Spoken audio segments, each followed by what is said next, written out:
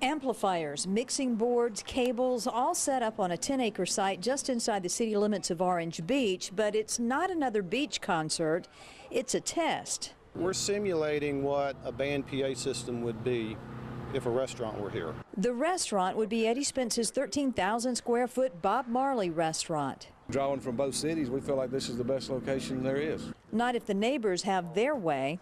I bought here to have a life of peace and quiet, and that's what I intend to have.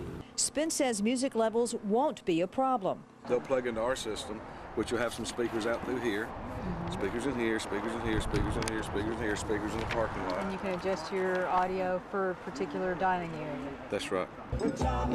So with the sounds of Bob Marley pumping through the sound system, the audio engineers got to work. We'll be able to tune it so that it's a minimal, if any, nuisance to any neighbors. It's not just the folks across the street from the potential restaurant, it's folks here in the state park.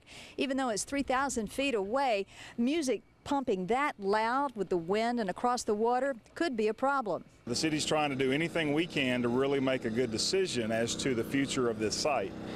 Noise at an outdoor establishment is obviously something of concern. And what's best for the entire city of Orange Beach? To have this development or not to have it? I guess that's up to the city government to decide that. The sounds of the island may include Bob Marley regardless of what Orange Beach decides. Spence says he already has another location lined up in Gulf Shores. On the Baldwin County beat in Orange Beach, Debbie Williams, News 5.